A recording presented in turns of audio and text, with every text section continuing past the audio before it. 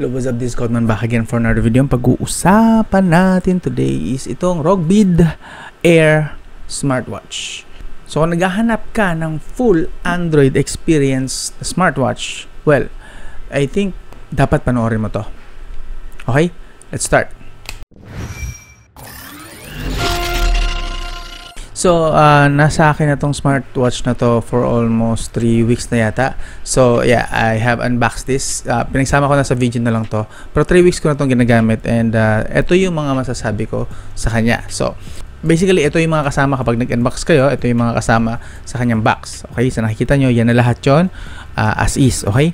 So, bago tayo dumiretso sa pag-review ng smartwatch na ito, ito muna ang kanyang specs. Papakita ko muna sa inyo. Ito, specs. Okay?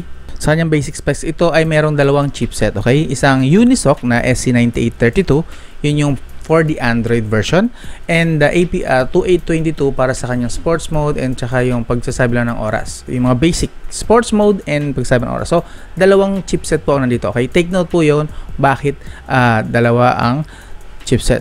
By the way, this is running on Android 9. So, yeah, medyo may kalamaan ng Android version. Ang variant na ito is 4GB and 128GB memory storage. Okay? Meron din available na 1GB and 16GB. Tapos 1GB, 32GB, and 1GB, 64GB. But this one is a 4GB. Ito mismo is 4GB, 128GB memory storage. Ang presyo po nito is nasa 7,700 plus. Kung kukunin nyo yung 1GB na version, 6,600. So, 1,000 lang ang difference. Ang kunin nyo na is itong 4GB and 128GB storage just in case na interesado na kayo mamaya after ng video na to. Okay? Nano SIM, yes, pwede po siyang lagyan ng SIM card dito sa gilid. Yes, papakita ko na lang dyan sa screen. Supported po niya is 4G LTE. Okay, so hindi siya 5G pero hello, this is a smartwatch. Okay na yun. And mabilis naman ang kanyang mobile data sa pagkatest ko. And supported din niya Wi-Fi. So, meron na siyang Bluetooth, meron siyang mobile data, meron siyang Wi-Fi. So, basically, this is a full-fledged smartphone na napakalit lang ng screen.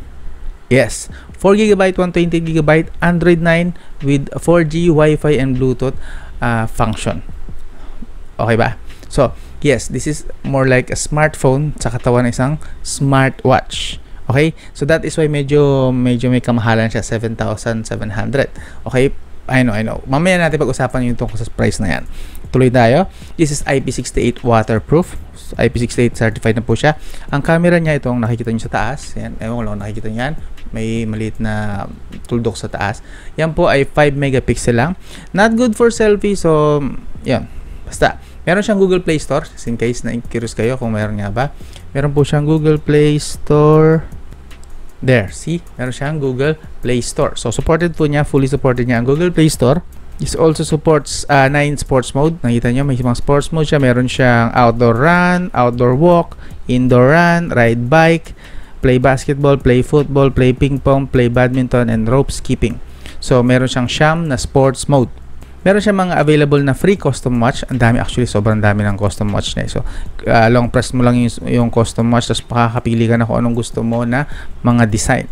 Okay? And meron din siyang custom watch parang Play Store para sa yung itsura. Ito yung mga ganito para mapagpilian mo lang.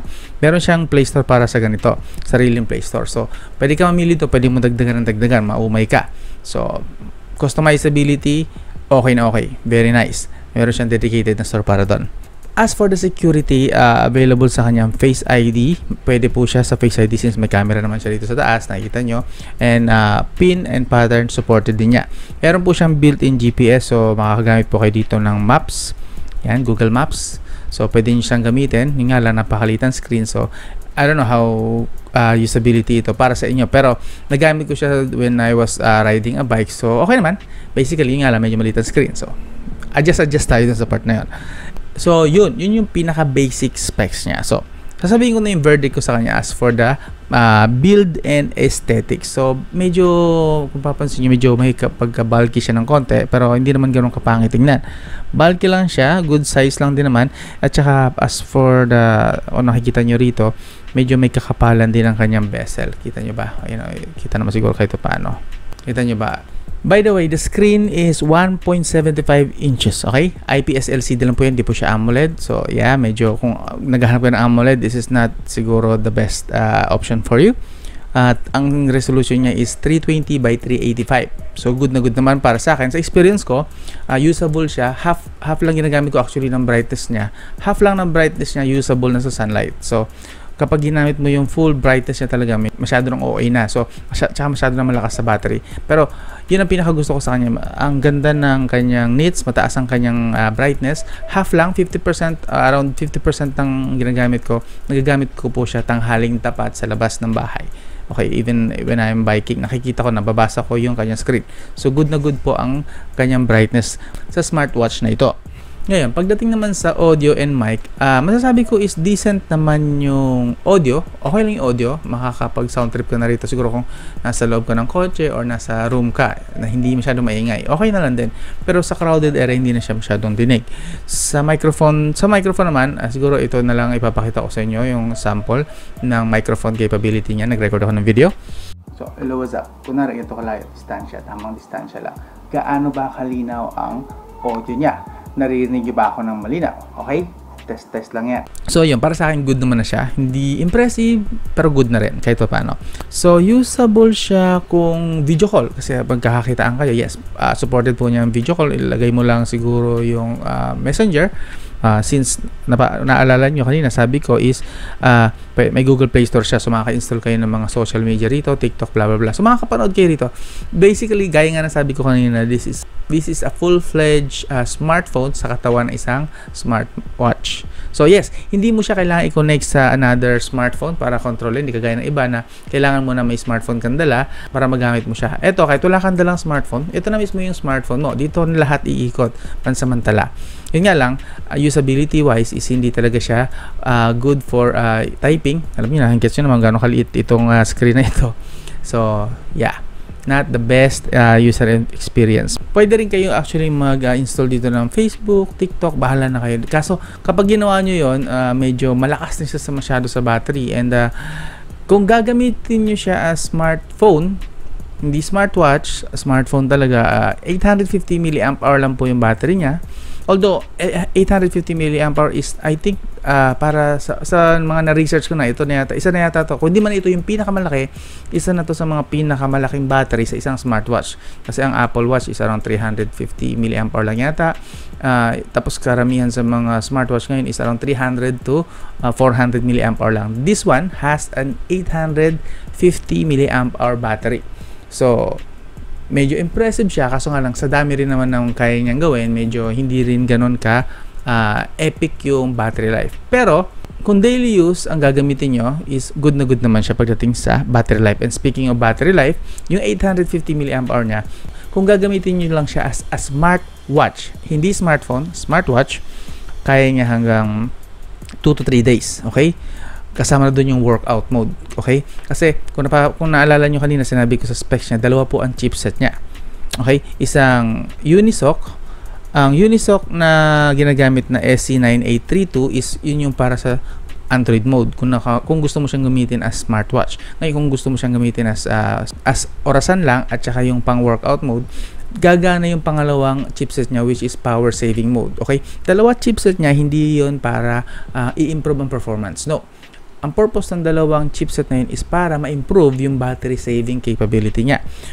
Lilipat siya sa light mode kapag light features na ang ginagamit. Ngayon, kung gusto mong gamitin ng pinaka smart watch mode niya, which is, ayun, medyo magkaka-issue tayo sa battery. So, kapag ginamit mo siya with mobile data, as you can see, nilagyan ko siya ng SIM card, nilagyan ko ng smart SIM, at saka nakakonect din siya sa Wi-Fi actually. Sorry, napindot ko pa.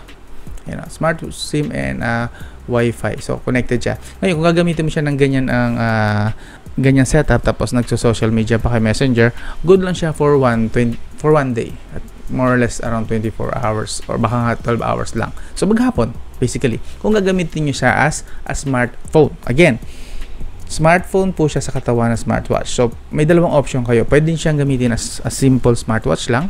Okay yan, good, mas matagal ang battery niya. Pero pag ginamit niyo siya as a smartphone, okay, medyo mas malakas sa battery. So, everyday kayong mag-charge at least. Depende yan sa usage. Kasi ako, ginagamit ko lang naman kapag ito lang dala ko, hindi ko ginagamit ang smartphone ko. Gumagamit ako ng Messenger at saka SMS. And tumatanggap din ako ng mangilan-ngilan na call. Basically, alis ako ng 7 a.m.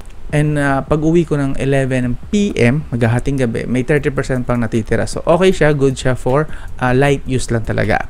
Okay? So, nasa inyo na yan. So, kung mas marami ang social media kayong i-install dito, mas maraming features kayong ilalagay dito, maraming running app sa background kayong ilalagay dito, well, wag po kayong umasa na magtatagal ito ng maghapon. Okay, this is a smartwatch with 850 mAh battery.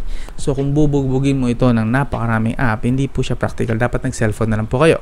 Okay, mas maganda lang to is for talagang balak nyo lumabas, tapos gusto nyo connected pa rin kayo at nako-contact pa rin kayo for emergency. Good, ito po yan.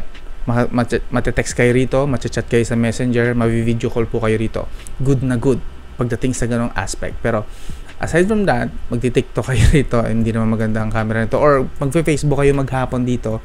Well, I don't know kung gaano katagal kasi hindi ko naman siya ginagamit para sa ganung purpose. Ginamit ko lang siya for emergency lang na makokontak ako kahit wala akong dalang smartphone.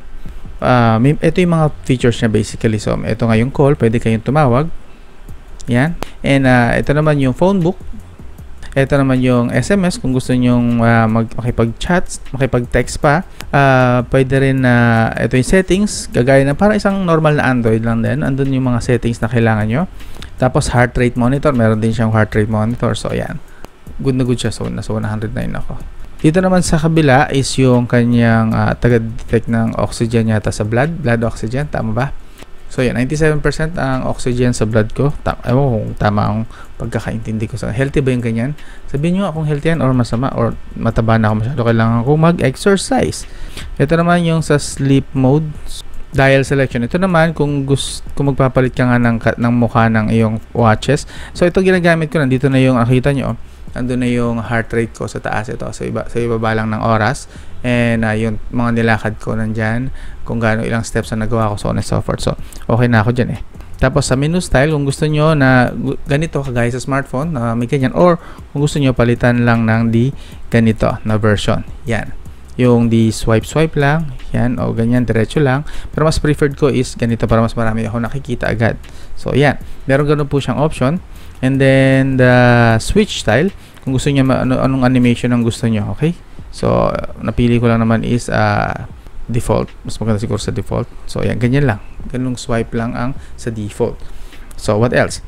Meron po siyang web browser, Google Chrome. Yes, makakapag-browse po kayo rito. Mabilis din po actually ang kanyang face unlock. So harap lang ako rito, tutok ko lang sa mukha ko. So pag ganyan, tutok ko lang sa mukha ko, yun, mag-unlock na agad siya. Mabilis naman po ang kanyang unlock, basta't matutok mo lang sa mukha mo na maayos. So yan, pag gusto ko siyang i-access. So see, harap lang ako, okay na siya. Meron din siyang lift to wake. So kung gusto mo lang na ayaw mo niya pinipindot, gusto mo pag-angat, mag-open ng watch, okay, meron din siyang ganung features sa settings. Dito naman sa makikita nyo yung mga in-install ko. Meron ko nilagay na Twitter, Messenger, VLC, yes, in case lang na kailangan ko mag-play ng video. For hindi ko naman siya laging ginagamit, pero mabuti na nandiyan yan, and naka 4-stop naman. Tapos naglagay ako ng podcast kasi sabi ko nga sa inyo kanina, decent naman ang speaker niya, basta hindi lang crowded at hindi masyado maingay. Usable po ang kanyang what do you call this, ang kanyang audio. So pwede ako mag-podcast dito, and nilagyan ko rin actually ng Spotify for music. So since supported naman niya ang mobile data and wifi, pwede akong mag-music dito. So yan, basically yun yung pinaka mga features niya. May email din pala, pwede ako magbasa rito ng aking mga email messages. So ayan, see, may email po tayo. And pag nagbaback, medyo mahirap. Akala ko mahirap pag dito ginamit mo yung back. Nakikita nyo, napapansin nyo, dito ako nagbaback kanina. Pero pag ganitong sistema na hindi makapag-back, pipindutin nyo lang itong button sa gilid. Yan, makapag-back na kayo. So to be honest, medyo natuwa ako dito. Actually, more on gustong-gusto ko na siyang ginagamit recently kapag gusto kong mag-ride at ayokong magdala ng cellphone, ayokong magbitbit ng smartphone. Since makokontak naman ako dito, ilalagay ko lang dito yung SIM card ko. Gamit na gamit ko po ito pagdating sa ganong mga senaryo. Okay? Again, hindi po siya usable, hindi po siya best gamitin for as an Android smartphone. Pero good siya as a backup para sa connectivity and for communication. Okay? Sa mga ganong scenario lang. And of course, smartwatch kasi ito may sports mode. Pwede ito sa exercise kung nag-exercise kayo. Which is hindi ko nagagawa na ng ilang buwan. So yeah, medyo tumataba na po tayo. Napapansin nyo naman siguro sa video. So yeah, overall verdict. So overall verdict na po tayo. I could recommend this smartwatch. Okay? Great battery life. Okay? Considering na gamitin nyo siya as a smartwatch, not a smartphone. Tapos great customizability, yung napapalitan siya ng konti yung mga face niya. So yan, nakakita niyo naman, pwede natin palitan yung kanyang ang kanyang watch face. May mga ganyang itsura siya. So yun, kaso nga lang pagdating sa price, naalala nyo kanina is 7,700 plus. So hindi, para sa akin na medyo may pagkakuripot, mahilig sa medyo mumurahin mga bagay, medyo mahal po siya sa akin. Consider na 7,700 siya. Pero kung ito ay pasok sa lifestyle nyo at ito talaga tingin nyo magagamit nyo for many good reasons, okay, hindi lang as a smartwatch kundi dahil siguro sa workout something na ganon na scenario, tingin ko good na good yung price niya. Kasi yung ibang smartwatch dyan na walang kasing dami ng features nito, take note this is a full-fledged Android operating system. Android 9, yes, pero hindi naman po obsolete ang Android 9. Okay pa rin naman po ang Android 9 sa taon na 2021 and I think okay pa rin siya hanggang 2022. Sa tingin nyo, okay na okay ba siya? Sa inyo, sa taste nyo kasi yun yung sinabi ko. Sinabi ko lang naman is sa standard ko. Ngayon, yung standard nyo, pasok ba to? Good ba to sa kanyang price na 7,000? Bahala na kayo. Sabihin nyo na lang sa comment section sa baba. Okay? By the way, kung di ko pa nababanggit, napapalitan din po pala itong kanyang wristband ba ito tawag sa ganito. So, meron din siyang quick release na so natatanggal po siya, mabilis ang tanggalin, quick release. So, pwede po kayong, kung di nyo type itong kasama niya, dalawa po isang goma at isang leather na version ang kasama sa box. Nakita nyo naman sa unboxing. So, kung hindi nyo type, pwede nyo namang palitan and yun, bili lang kayo sa Lazada at saka sa, nakita ko mayroon sa mga Lazada yung mga ganito kung gusto nyo lang naman sa Lazada at Shopee, yun. Ayan po yung ilalim niya, nakikita nyo. And yun nga pala, bago tayo matapos, napansin nyo ito, Pogo Pin po ang gamit niya for charging. Ganito po ang itsura niya pag i-charge nyo siya. So, magnetic lang po. Ngayon, siguro ginawa ito dahil nga IP68 siya, waterproof para hindi siya mabasa, para hindi siya mapasukan ng tubig, kaya ganito ang sealed na sealed. Ang lagayan niya actually ng SIM card is kailangan mo itornilyo pa nakita nyo naman yata sa video kanina kung hindi ko pa pinapakita. So yan, yun lang ang medyo ayaw ko dito sa part na to, no?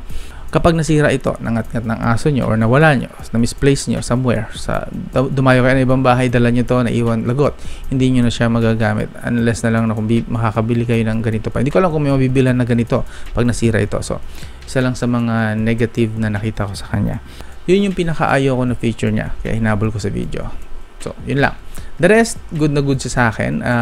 Although may kakapalan ng konti, kita nyo medyo bulky. So, pero sa dami ng useful features niya na tingin ko magagamit ko talaga, pasok na rin siya sa akin. Siguro 1 to 10 na i-recommend ko. 10 as mostly recommended ko. Ilalagay ko siya sa around 8. Okay? Kaya hindi ko siya maibigyan ng perfect is dahil nga yung price and yung Pogo Pin. And also, yung design na rin. Mas gusto ko kung bilog sana to, no? Mas maganda to kung bilog. Pero okay na din. Mahirap naman mamili pa ng sobrang perfect na smartwatch. Yep. Hanggang doon lang. Kung di pa kayo nakapag-subscribe, don't forget to subscribe, like, and share. Hanggang doon lang. This is Scottman. I'll talk to you again soon.